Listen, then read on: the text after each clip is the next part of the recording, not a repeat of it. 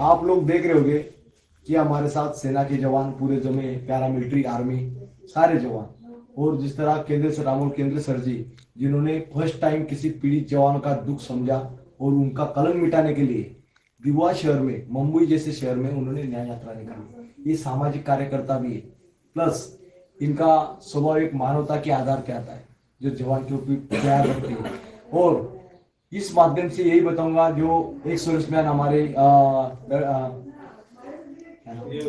अप्पा साहेब जी एडवे साहब जो हमारे साथ आए थे, कंधे से कंधा मिलाते, और अभी तक उन्होंने ये भी आश्वासन दिया कि मैं मरते दम तक लड़ूंगा। ऐसे बहादुर योद्धा भी बहुत कम मिलते हैं, इसलिए उनका भी आभार व्यक्त करता हूँ। हमारे जय कुमार रावल जी जो पर्यटक ये मंत्री थे, पहले पर्यटक मंत्री थे, फिर बाद में उन्होंने अभी पालक मंत्री हुए,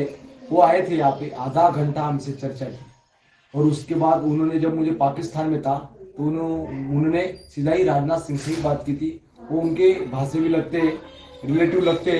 और उन्होंने बोला है कि मैं चंदू पक्का ये बात वहां पे रखूंगा, मैं जा रहा हूँ दिल्ली 2 दिन के लिए, और दिल्ली में वहां पे बात करूंगा, और स्पेशल एक टीम के लिए भी बात करूंगा। और जो जवान की परिस्थिति ऐसी, किसी के परिवार बर्बाद है, किसी का हाथ मजदूरी का काम है, उन जवानों को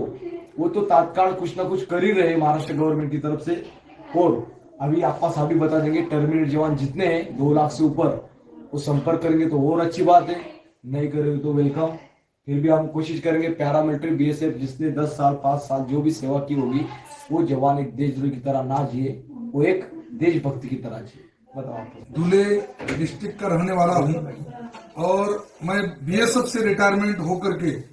2 बार विधायक का चुनाव लड़ चुका हूं, 1 बार सांसद का चुनाव लड़ चुका हूं, और आज प्रजासत्ताक दिन का निमित्ताने सबको शुभेच्छा देता हूं। और जितने भी army, air force, navy, BSF, CRPF, CISF, ITBP, SSB आणि आसाम रायफल, एवढं इतना ही नहीं कि जो आर्मर्ड पुलिस फोर्स महाराष्ट्र राज्य के जो जवान हैं और जितने भी पीड़ित जवान हैं, आज 26 जनवरी को हमारे धुलिया डिस्ट्रिक्ट के पालक मंत्री माननीय जय कुमार जी रावल इन्होंने हमको भेंट दी है। इसके साथ में और भी अधिकारीगण थे, और यहाँ के जो खासदार हैं कांग्रेस के डॉक्टर शोभा बच्चन जी, इन्होंने भी हमको भेंट दी, और इन्होंने भी बताया कि एक केंद्र में जाकर के अपनी आवाज को उठाने वाले हैं। और माननीय पालक मंत्री जी जो है कि वो राजनाथ सिंह के साथ में बैठ करके 31 जनवरी को वो बातचीत करने वाले हैं। और हमारे कुछ 50 जवान जो आंदोलन में थे, जो और भी राज्य से और भी जिलों से आए हुए थे, उनका नाम हमने नॉमिनेट किया है, और उनको वापस एक दिन भी अगर यदि उसने नौकरी की है, या 5 साल की है, या 15 साल की है, 11 साल की है,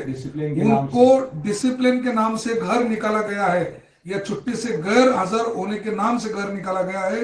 उनको तत्काल बहाल करने की चर्चा होने वाली है दिल्ली के अंदर में। और भी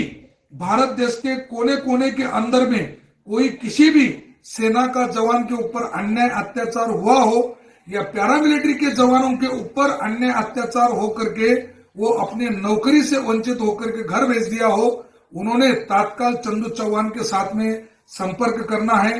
मेरे साथ में चौहान के साथ में संपर्क करना है। और जितने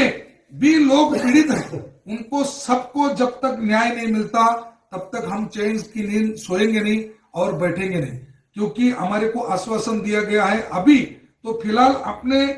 ये 50-60 जवानों की बातचीत तो हुई है, लेकिन पीड़ित जवान बहुत से हैं। पीड़ित जवान के अलावा